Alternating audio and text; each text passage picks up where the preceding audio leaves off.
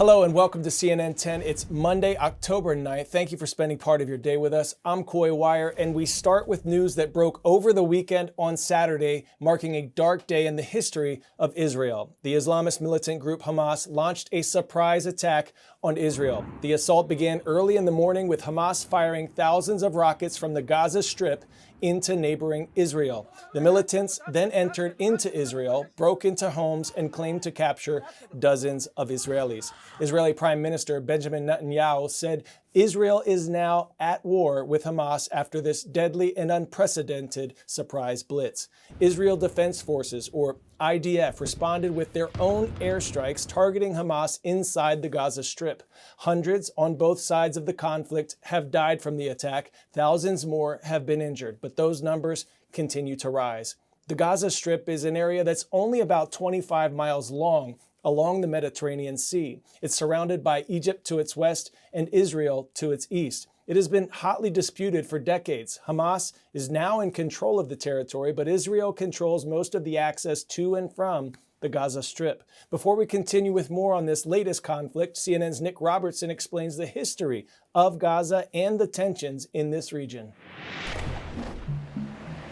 Gaza is only about 25 miles long and 7 miles wide, but this small strip of land is one of the most fought over in history. It was an Egyptian base, a raw city of the Philistines, and the place where the Hebrew hero Samson, betrayed by Delilah, met his death. Since then, much blood has been spilled.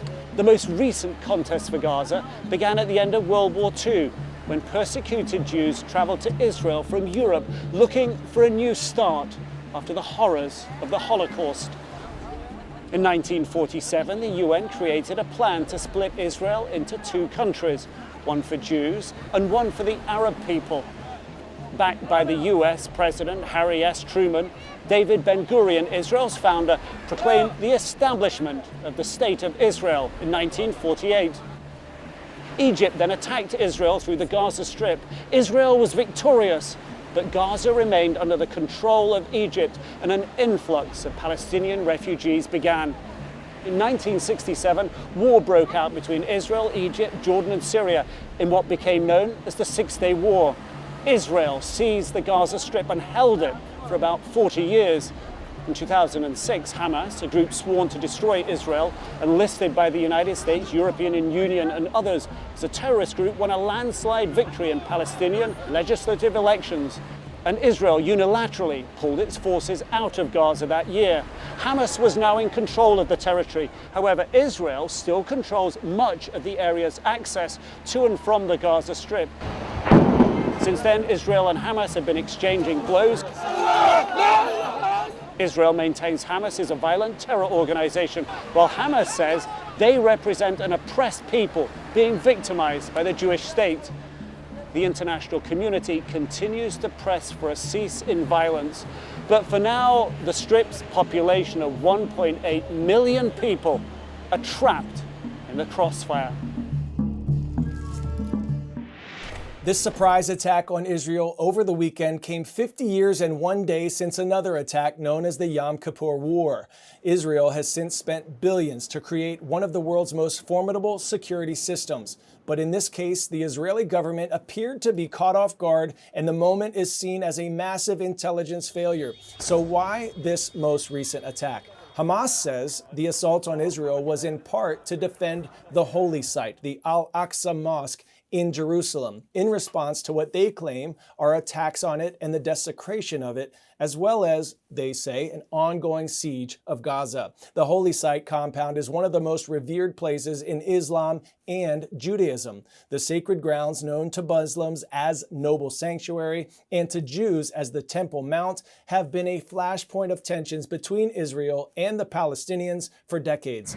Clashes have frequently broken out at the site between Palestinian worshippers and Israeli forces. Police raided the compound several times over the last year. Violence has been particularly heightened this year. The number of Palestinians, both militants and civilians, killed in the West Bank by Israeli forces is at its highest in nearly 2 decades. Let's go now to CNN's Tom Foreman to better understand how Hamas forces attacked Israel this past weekend.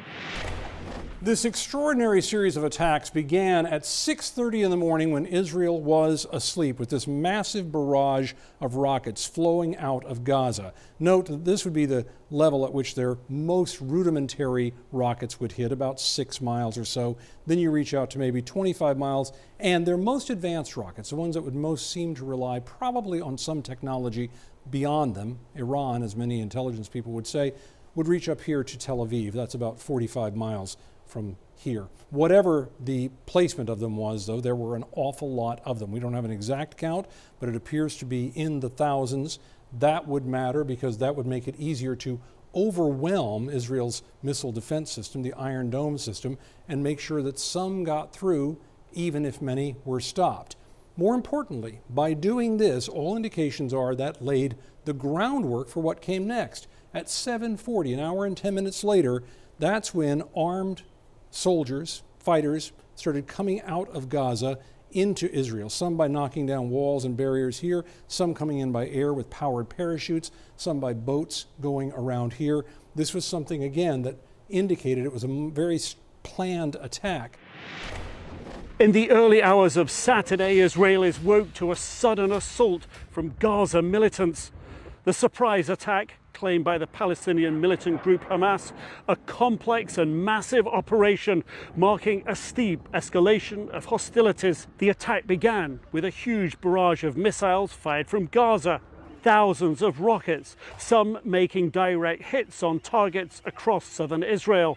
Under the cover of the missiles, a large-scale infiltration began as Hamas militants crossed by land, sea and air, even using paragliders to cross into Israel. Videos from border crossing stations show Hamas fighters storming into Israeli territory. A few miles away in the border town of Sderot, Hamas was seen driving and opening fire at civilians. The gunmen tore through the streets, leaving a trail of casualties behind. The full extent of the casualties is unclear, but hundreds have been killed and more than 1,000 injured on both sides.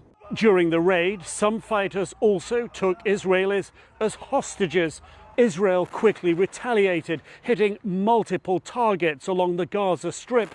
In Gaza City, 2 high-rise buildings collapsed after an airstrike. The unrest continuing late into the night, with both sides trading rocket fire. Israeli Prime Minister Benjamin Netanyahu has been unwavering in his message that Israel is at war with Hamas. So what happens next? For his part, Israel's Prime Minister Benjamin Netanyahu has vowed that his country will, quote, take mighty vengeance. And the Israeli Security Cabinet has officially declared a state of war. But Israel is not only keeping a close eye on the Gaza Strip, but also to others in the Middle East region, which includes one of its chief rivals, Iran.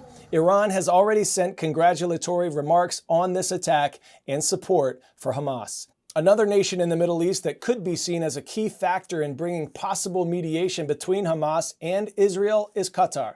Qatar, which is a backer of Hamas, released this statement saying, quote, the Ministry of Foreign Affairs held Israel solely responsible for the ongoing escalation due to its continuous violations of the rights of the Palestinian people. Many countries have condemned this current attack as an act of terror. Hamas has over the years claimed many attacks on Israel and has been designated as a terrorist organization by the United States, the European Union, and Israel. On Saturday, President Biden said his administration's support of Israel's security is, quote, rock solid and unwavering, and that Israel has the right to defend itself and its people. Big questions now remain, and CNN is closely monitoring the situation and the responses from those involved in the region and around the world. We'll keep you posted right here with continued coverage as events unfold. That's all for today. We hope you have a strong start to your week, and we'll see you right back here tomorrow.